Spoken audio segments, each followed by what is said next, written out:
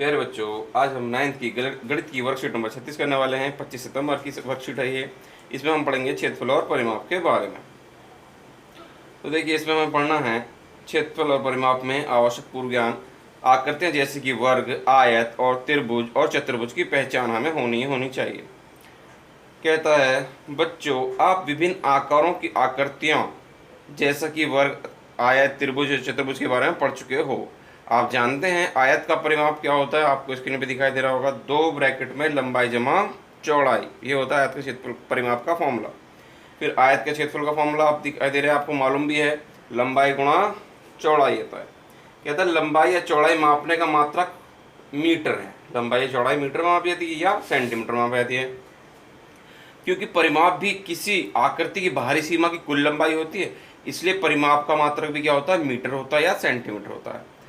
ठीक है, इत्यादि लिया जाता है। किसी समतल आकृति के क्षेत्रफल को मापने का मात्रक क्या होता है, क्षेत्रफल अगर हम मापते तो उसका मात्रक होता है वर्ग मीटर यानी कि मीटर स्क्वायर, या वर्ग सेंटीमीटर या सेंटीमीटर स्क्वायर इत्यादि लिया जाता है।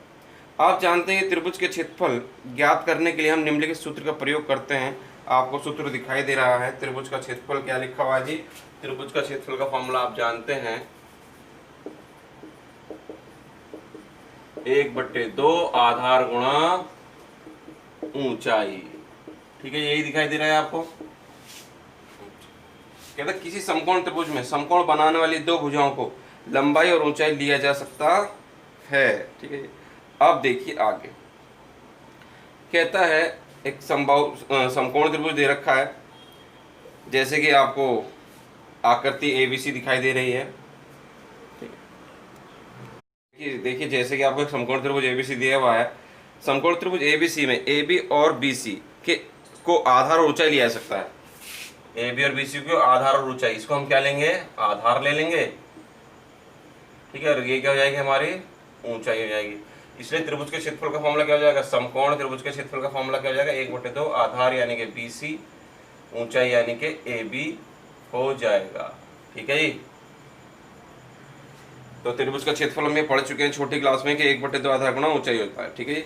AB आपकी ऊंचाई है और BC आपका आधार है। अब देखिए उदाहरण के लिए DEF को देखें, जिसकी प्रत्येक भुजा 10 सेंटीमीटर है। आगे कहता है कि समबाहु त्रिभुज में यदि भुजाओं की लंबाई ज्ञात हो, समबाहु त्रिभुज जिसकी तीनों भुजा बराबर होती है, कहता है समबाहु त्रिभुज में यदि भुजाओं की लंबाई ज्ञात हो तो त्रिभुज की ऊंचाई आसानी से ज्ञात की जा सकती है। तो देखिए उदाहरण दे रखा है, उदाहरण के लिए DEF को देखें, जिसकी प्रत्येक भुजा कितनी है जी, 10 सेंटीमीटर है। ये जो DEF है इसकी सारी भुजा कितनी है आपकी, 10-10 सेंटीमीटर हैं। ठीक है जी, सारी भुजा 10-10 सेंटीमीटर की हैं। तो इसकी ऊंचाई कहता है हम आसानी से ज्ञात कर सकते हैं समबाहु त्रिभुज, क्योंकि ये, और इसका क्षेत्रफल भी ज्ञात कर सकते हैं फिर हम। तो देखिए क्या होता है समबाहु त्रिभुज में। समबाहु त्रिभुज की बात समझिएगा, जब समबाहु त्रिभुज सारी भुजा बराबर होती हैं, जब समबाहु त्रिभुज के अंदर हम लंब डालते हैं किसी भुजा पर, तो उस भुजा को वो 2 बराबर भागों में बांट देता है। यानी कि ये सभी 5 हो जाएगा और ये सभी 5 हो जाएगा, पूरा 10 है तो EG भी 5 हो जाएगा और GF भी कितना हो जाएगा, 5 हो जाएगा। समबाहु त्रिभुज के ऊपर जब लंब डालते हैं तो जीवो क्या, सामने वाली भुजा क्या करता है, वो समद्विभाजित करता है। ठीक है, तो हम लिख देंगे आपका EG बराबर GF कितना हो जाएगा, EF का आधा यानी कि 10/2 यानी कितना हो जाएगा आपका, 5 सेंटीमीटर हो जाएगा ये।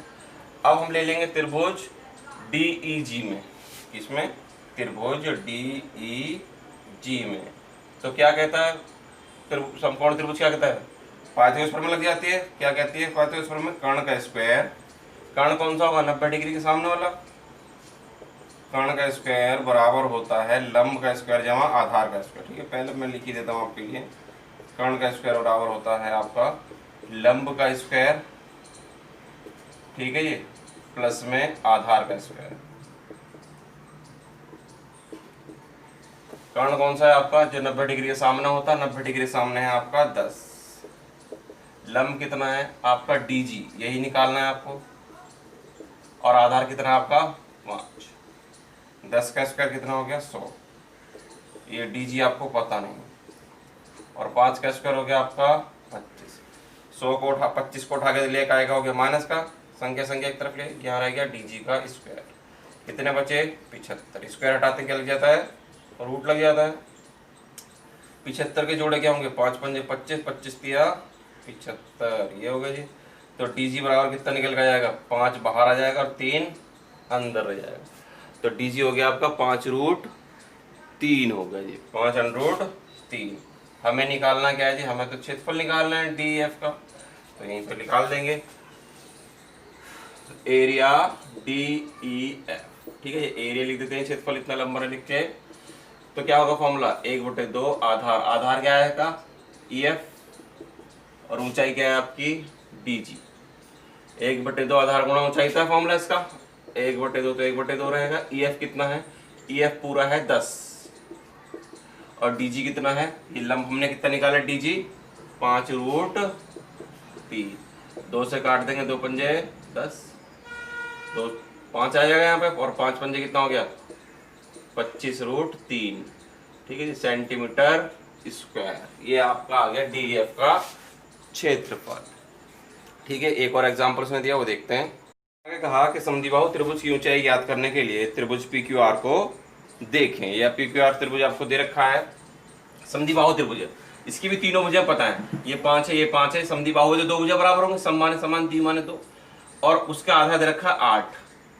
तो एक हिस्सा ये कितना होगा आपका, ये 4 होगा। ये बात हम समझ चुके हैं, क्योंकि समद्विबाहु त्रिभुज के अंदर भी जो लंब होता है, जो ऊंचाई होती है, वो सामने वाली भुजा क्या करती है, 2 बराबर भागों में बांट देती है। ठीक है कि नहीं। तो यानी कि क्यू एस बराबर एस आर या आर एस कितना हो जाएगा आपका, क्यू आर का आधा, यानी कि 8/2, यानी कितना हो जाएगा आपका ये 4 सेंटीमीटर आपका हो जाएगा। फिर आप वही करेंगे त्रिभुज पी क्यू एस में, किसमें जी, पी क्यू एस में। पी क्यू एस के अंदर क्या होगा, 90 डिग्री का है, तो कर्ण कौन सा है, आप फॉर्मूला लिख देंगे पाइथागोरस का, कर्ण का स्क्वायर बराबर क्या होता है ये, लंब का स्क्वायर प्लस में आधार का स्क्वायर। कर्ण कितना है आपके पास 5 है, लंब कितना है आपके पास PS, और आधार कितना आपके पास 4 है। 5 का स्क्वायर 25 हो गया, PS हमें पता नहीं है, 4 का स्क्वायर कितना हो जाएगा 16, 4 का स्क्वायर कितना हो जाएगा ये 16। 16 को उठा के लेंगे, काय का हो गया माइनस का हो गया, यहाँ बचा आपका PS, कितने बचे 9 बचे, स्क्वायर हटाएंगे क्या लग जाएगा रूट, PS का जो और 9 का क्या होते हैं जोड़े, 3 गुना 3, तो PS कितना हो जाएगा आपका 3 सेंटीमीटर। PS कितना हो गया 3 सेंटीमीटर। फिर हमें निकालना है इसका क्षेत्रफल भी है पूरे त्रिभुज का, तो एरिया PQR पूरा त्रिभुज का निकालना है, तो क्या हो जाएगा फॉर्मूला 1/2 आधार, आधार क्या है आपका QR, ऊंचाई क्या है आपकी PS, 1/2 ऐसी रहेगा। आधार QR कितना है, ये पूरा का पूरा 8 है, और PS कितना है आपके पास, PS निकाला आपने 3 है, 2 से काटा 2 चौक 8 हो गया, 4 बार जाएगा, और 4 ते कितना हो जाएगा आपका 12 सेंटीमीटर स्क्वायर। ठीक है, इस तरह से आपका दूसरा एग्जाम्पल भी पूरा हो गया। अब देखते हैं अभ्यास के प्रश्न क्या कहते हैं। अभ्यास के प्रश्न से पहले उसने कुछ लिखा है, देखिए क्या कहता है। कहता है यदि हमें एक विषमबाहु त्रिभुज दिया हो, विषमबाहु त्रिभुज यानी कि जिसकी तीनों भुजाएं अलग अलग हों, का क्षेत्रफल ज्ञात करना है। तो इसकी तीनों भुजाओं की लंबाई हमें ज्ञात है, परंतु ऊंचाई ज्ञात नहीं है, परंतु हमें इसकी ऊंचाई ज्ञात करने के लिए कोई संकेत नहीं मिल रहा। ऐसा करने का प्रयत्न कीजिए। यदि हमें विषमबाहु त्रिभुज की ऊंचाई ज्ञात नहीं कर पाते हैं, तो त्रिभुज का क्षेत्रफल के लिए हम हीरो के सूत्र का प्रयोग करते हैं। ठीक है, हीरोन के सूत्र होता है, उसका प्रयोग करते हैं अगर हम ऊंचाई ज्ञात नहीं कर पा रहे किसी फॉर्मूले से। तो अब जिसके बारे में हम अगली कक्षा में पढ़ेंगे। अब दे रखे हैं उसने अभ्यास के लिए प्रश्न, तो पहले हम देखते हैं अभ्यास के लिए प्रश्न क्या है। तो देखिए पहला प्रश्न, अभ्यास के लिए जो प्रश्न दिया है उसमें ये कहा है, पहला प्रश्न कहते हैं उस समबाहु त्रिभुज का क्षेत्रफल ज्ञात करो जिसकी प्रत्येक भुजा 12 सेंटीमीटर। ठीक है, स्क्रीन पर आपको दिखाई दे रहा है प्रश्न, उस समबाहु त्रिभुज के क्षेत्रफल ज्ञात करो, इसकी भुजा कितनी है 12 सेंटीमीटर। समबाहु यानी कि सारी भुजा बराबर, सम माने समान, बहु माने भुजा, सारी भुजा 12-12 सेंटीमीटर, तो उसका क्षेत्रफल ज्ञात करना है। तो हम वही करेंगे, AD लंब किस पर जी, BC पर खींचा। हम क्या डाल लेंगे, एक लंब डाल लेंगे इस पर, क्योंकि हम ऊंचाई ज्ञात करनी है। जब हम लंब डालते हैं तो हमने पढ़ा है कि जो लंब होता है वो सामने वाली जो क्या करता है, दो बांटता है, समकोण पर समद्विभाजित करता है। ठीक है जी, तो BD कहूँ या CD कहूँ, कितना हो जाएगा वो DC का आधा हो जाएगा, सॉरी BC का आधा हो जाएगा। किसका आधा जी? पूरी BC का आधा, यानी कि 12/2, यानी कितना हो गया आपका 6 सेंटीमीटर। 6 सेंटीमीटर तो हो गया और 6 आपका इधर हो गया। ठीक है, अब ABD त्रिभुज ले लेंगे। त्रिभुज ABD में कौन सी प्रमेय लग जाएगी? पाइथागोरस। 90 के सामने वाला होता है कर्ण। पाइथागोरस प्रमेय क्या कहती है? कर्ण का स्क्वायर बराबर होता है आपका लंब का स्क्वायर प्लस में आधार का स्क्वायर। कौन सी प्रमेय आपने लगाई? पाइथागोरस प्रमेय से। कौन सी प्रमेय से जी? पाइथागोरस प्रमेय से। कर्ण कितना है आपका 12, लंब कितना है आपका AD, और आधार कितना आपका 6। 12 का स्क्वायर आप जानते 144 होता है, AD आपको पता नहीं है, और 6 का स्क्वायर आपका 36 होता है। 36 को आप उठा के ले आएंगे तो माइनस का हो जाएगा 36, यहाँ बचेगा आपका AD। तो कितना बचा? 136 में 144 में से 12 गए, 14 में 6 गया तो 8, और ये आपका 0 और ये 1। स्क्वायर हटाते क्या लग जाएगा? रूट। तो 108 के क्या होंगे जी टुकड़े? हम देखेंगे 108 के हम जानते हैं टुकड़े क्या होंगे जी। 108 के होते हैं 6 छिंग 36 और 36 दिया 108। 6 बाहर निकल आएगा, 3 अंदर रहेगा। 6√3 सेंटीमीटर आपका आ गया AD। क्या आ गया? 6√3 सेंटीमीटर। हमें निकालना है पूरे त्रिभुज का क्षेत्रफल। तो एरिया ABC जब निकालेंगे तो क्या हो जाएगा फॉर्मूला? 1/2 आधार गुणा ऊंचाई। आधार कितना है आपका BC, और ऊंचाई क्या है आपकी AD। ऊंचाई आपकी हो जाएगी AD। 1/2 ऐसी रहेगा। BC कितना आपके पास? BC है पूरा 12 सेंटीमीटर, और AD ऊंचाई कितनी है? AD हमने निकाली है कितनी जी? 6√3 सेंटीमीटर। तो 2 से काटा, 2 छिंग 12, 6 छिंग कितना हो गया? 36√3 सेंटीमीटर स्क्वायर, क्योंकि ये है क्षेत्रफल। क्षेत्रफल हमें से किसमें निकलता है जी? स्क्वायर में निकलता है। ठीक है, अब एक तरीका तो ये है कि आपने समबाहु त्रिभुज को जो इतने बड़े से करा, बड़े मेथड से करा। ठीक है, मैं आपको इसी के अंदर एक दूसरा मेथड बता देता हूँ, जिससे क्वेश्चन क्या हो जाएगा? बहुत ही आसान हो जाएगा। ठीक है, तो हमें यहाँ पर लंब वगैरह कुछ भी डालने की जरूरत नहीं है, सीधा एक फार्मूला हमें याद होना चाहिए। अगर वो फार्मूला हम कर लेते हैं तो हम इस क्वेश्चन को बहुत ही आसान तरीके से कर लेते हैं, बहुत ही आसान तरीके से। तो देखिए, समबाहु त्रिभुज जिसकी सारी भुजाएं क्या होती हैं जी? बराबर होती हैं, हम ये बात जानते हैं। तो देखिए, समबाहु त्रिभुज का क्षेत्रफल का फॉर्मूला आप सीधा सीधा याद रखिए। क्या होता है जी? समबाहु त्रिभुज का क्षेत्रफल का फॉर्मूला होता है √3/4 और भुजा का स्क्वायर। √3/4 ऐसी रहेगी। भुजा कितनी है इसकी? सारी भुजा कितनी है? 12 12 की, यानी कि 12 का स्क्वायर। स्क्वायर का मतलब कितनी बार लिख देंगे हम इसको? 2 बार लिख देंगे। ठीक है जी, और 4 तिया 12 हो जाएगा। तो 12 तिया कितना हो गए? 36, और √3 है सेंटीमीटर स्क्वायर। ये आपका होगा सेकंड मेथड। कौन सा मेथड है जी? आपने ये सेकंड मेथड है, जो बहुत ही आसान तरीके से आपका क्वेश्चन हो गया। ठीक है, समबाहु त्रिभुज का क्षेत्रफल आप सीधे सीधे याद रखेंगे √3/4 भुजा का स्क्वायर। इतना बड़े करने से अगर आप बचना चाहते हैं तो। ठीक है, तो अब देखते हैं क्वेश्चन नंबर 2। ठीक है, ये सिर्फ समबाहु त्रिभुज के क्षेत्रफल के लिए फॉर्मूला है √3/4 भुजा का स्क्वायर। सारी भुजा क्या होती है इसकी?